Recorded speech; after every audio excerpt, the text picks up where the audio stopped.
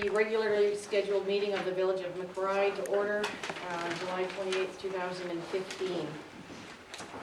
First order of business is introduction of late items, if we have any. We have none?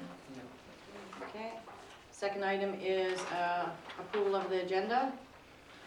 Can I get a motion I have to? an amendment for the agenda, Okay. Madam Mayor. If we could amend the agenda to remove line item 9B.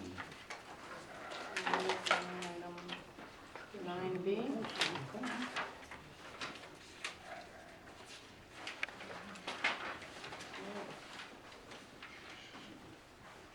Moved.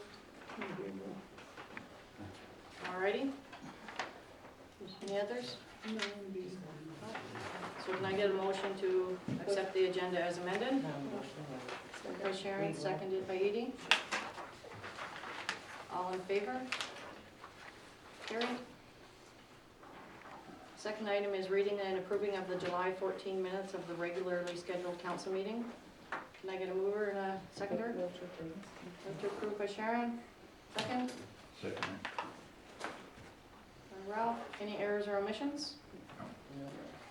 Actually, if we take a look at the adjournment time on it, it should be 8:03, not 8003. Oh, go back, Chuck. We can move that to 803. 8:03. Okay, so any other errors or omissions? Call the question. All in favor? Carried. Next item on the agenda is public questions as per the agenda items on the sign-up sheet. We have none today. Okay, and we have no formal delegations either today. So we'll move on to unfinished business. We are expecting a letter from, oh my God, what is his name? Sergeant Lauroshello, regarding the 911 call made on June 15th from the Elks, regarding the Elks World Purple Food Booth on Pioneer Days. I have spoken with the RCMP, and they will be following up with an incident report and provide that to council at a later date. Arranging for Dave King of the Ancient Cedar Forest Trail to come and present to council. We have a letter that's been sent now. And administration is reviewing the human rights, workplace, and bullying policies because we are not in compliance with the legislation. Administration is currently researching and drafting recommendations for council. So now we'll move on to reports. And mine are quite brief. I attended 2 library museum meetings. I spoke with the RCMP on Friday and Saturday, and we had a telephone conference with Bob LaFleur regarding the Board of Variance bylaw. And this is a press release that will be going out. Local government is government by the people and for the people. While fair criticism is welcome, attacks threatening material harm are not. At 4:26 p.m. on Saturday, July 25th, I received a threatening phone call from an anonymous number using an artificially obscured voice. The caller attempted to interfere with the lawful works of the Council of the Village of McBride. The caller stated they had hacked in and interfered with council communications and threatened that some future action would occur. Sadly, this has not been an isolated incident. There have been a series of documented events where a small number of people have attempted to bully, harass, defame, and threaten both councillors and staff. The phone call on Saturday represented an escalation of this behavior, and that specific matter has been forwarded to the RCMP for investigation. If anyone has any information, please contact Constable Todd Learning at the local RCMP detachment. While criticism of any political entity is both lawful and welcome, there are lines that should not be crossed, and we are now over that line. The Council of the Village of McBride is committed to providing good local government in a spirit of transparency and fairness. This requires that our staff and council are not exposed to threats for simply performing their legal and statutory duties. The Council of the Village of McBride will be taking steps to protect our staff and councillors up to and including legal recourse. As part of our commitment to transparency, we will keep the people of McBride informed of any development in this regard. It is deeply regrettable that this matter has become such a problem that legal consequences are now being contemplated. These attacks on both your elected representative and staff members are attacked not just on the individuals concerned, but against the good governance and citizens of McBride. We ask for the support of the people of McBride in stopping this behavior.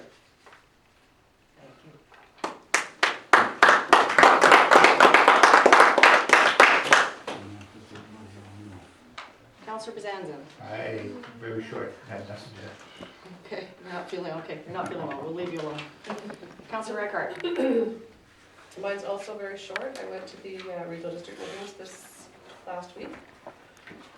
And then on Friday, I attended the strategic planning workshop at the regional district building as well. I was at the Board of Variance meeting with Bob LaFleur by telephone, and just a reminder that the deadline for MCFC grants is the 31st of July. That's that. Councillor Tracy. Went with the meetings that you all mentioned, and we're working on the union bargaining, and hopefully that will be moving forward quickly. And I just want to say how excited I am for the Valley Museum and Archives that I purchased the 2 lots on Main Street. And I saw that the Dine and Dash, the weather was good, and everybody had fun. The Open Gate Garden had a greet and meet, and that was exciting. And that's about all at this time. Administration. I have attached a written report for folks.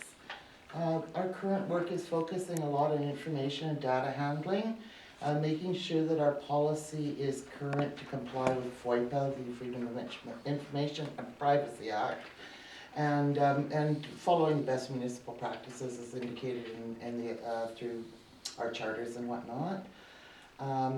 Started a big project this week, and I'm initiating the historic 2013 council direction to administration to address a 60-year lagoon lease, including surveying, subdivision application, and creation of the legal documents to go forward with this.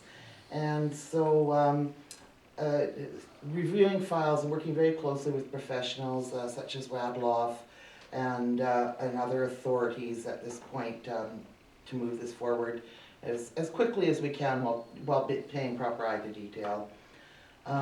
We've been reviewing our procurement and tender processes, so we've had little meetings about that, what that looks like. With recruitment, staff recruitment, we've been doing this off and on for months now. We have retained a chief financial officer / deputy administrator, Mrs. Keir, or Ms. Keir. She's on a 1-year employment agreement with a 6-month probation attached to that. And we have filled the casual on-call office assistant, customer support, with a local person, and she's doing her training now for the ICBC and the motor vehicles with the other staff in the front end. We've worked on a board of variance, which will be coming forward for your first and second readings. Council procedure bylaws, zoning bylaws, looking at our community official plan, so really reviewing a lot of our policies. And then reviewing all our existing bylaws in the zoning area to ensure they are compliant with the Ministry of Transportation and that they are signed by the provincial approving officer. And administration is also doing a review of our fees, our services, our utilities, just making sure that we're all current. I think everything was looked at in 2013 and 2014, but it's an ongoing process. Of course, I am available to help the council as they need it, and you know, whether that be preparing agendas or minutes or reports for them. Councillor Bezanson and I have had to continue our dialogue with our CNR engineers in regards to the underpass. CN says that they're still hopeful that the repairs will be done this autumn. We'll see. We have finalized 2 new leases for the frontage road property where the public works is up here. I've assisted the CFO where needed or as required.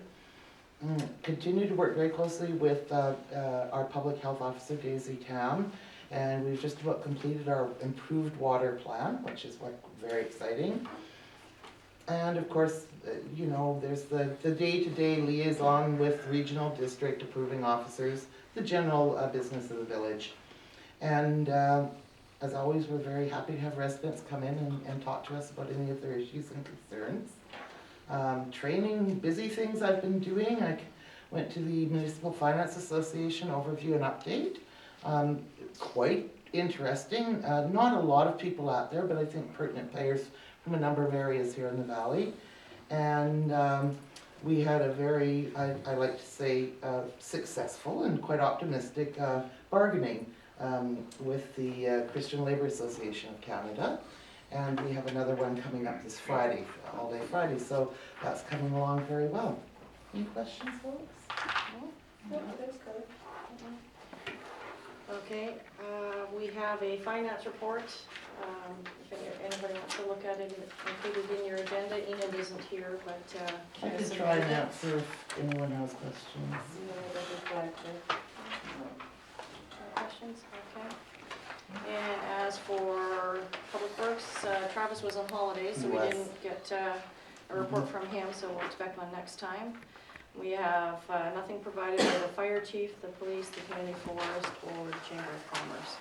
So can I get a motion to receive the reports for information? Seconded by Edie, seconded by Sharon. All in favor?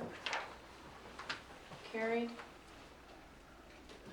Alrighty, so we'll move on to correspondence. We have none requiring action and several different items under information only. Is there anything there that popped out at anybody you want to discuss? Yeah, can you send me the, on page 26, can you send me that link that they sent you?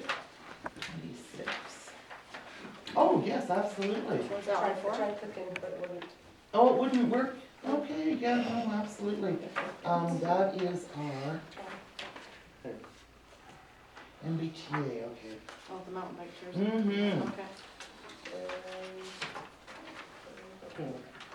Oh, that was that one we were talking about. And did you get anything, did you find that thing for Michael McMillan? Yes, You couldn't find, did you send that? yes, Oh, good. again, this is the third time. For that, third time's turn. Alright. Okay, any other questions in the information only section? Okay.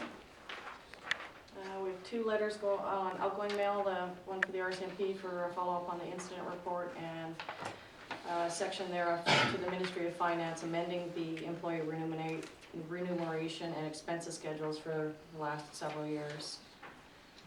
We've got no resolutions at this time, so we'll move on to bylaws, permits, and policies, number 9. The first one is, as per the community charter, section 131.1, the mayor and council reconsider and vote to rescind on the Village of McBride policy AD 152.15. Rescinding this policy amendment is to allow for full consideration of council procedure bylaw. And the subsequent one, B, is attached to that, is it not? B has been removed. So it's, Madam Mayor, yeah, Okay. that's all right. so we need a motion to, that council reconsider and rescind the July 14th, 2015 amending policy AD01. Move to reconsider everything. Moved by Sharon, seconder, Yeah. and I'll jump. Huh? Okay. All in favor? Carried. And the next is a motion that the Board of Variance bylaw number 758, 2015 be given its first and second reading. Right. Which one? Yes. Second, Sharon? Okay, that's on page 49 of your agenda package. Is there any discussion on it? No, I think we're over that, right? I think we did, I think we're still, as far as we know, it doesn't have to go to MOT for approval, but we've submitted an email confirming that, so as far as we know, we're on the right path with it. Okay. All right, so hearing no discussion on it, all in favor? Carried. And moving on to new business, the opening of a power savings account with the Scotiabank, 55 in your agenda package. And you should have also received a handout updating the interest charges. Okay. I shouldn't say charges, earned. So what we need from this is a motion that administration work with Scotiabank to open an account that gives the value the highest interest rate while meeting our business needs. Moved by Edie, Second. seconded by Sharon. Any discussion on this? No, No, hearing none. All in favor? Carried. And then in terms of reference for the Community Foundation, that's page 58 on your agenda package. And all we're doing here is changing the amount dispersed, instead of up to 500 as up to 1,000. So can we get a motion that the terms of reference for the Community Foundation be amended to allow the grant amount to increase from 500 to 1,000? By Sharon? Second. By Ralph?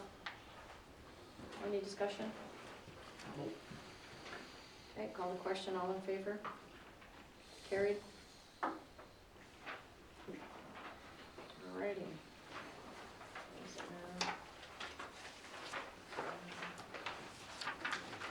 Alright, we're going to move in camera now. Can I get a motion that council unanimously waives the notice in accordance with section 127(4) of the community charter?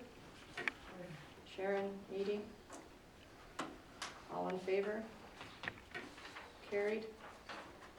Can I also get a motion that the agenda be approved as presented or amended? That shouldn't be. There is, yeah, Yeah, let's not do that. not valid. And then a motion that the council exclude the members of the public in accordance with section 91A, C, and D of the community charter. Move to exclude. Move to exclude by Sharon, seconded by Edie. All in favor? Carried. Thank you everyone for coming out.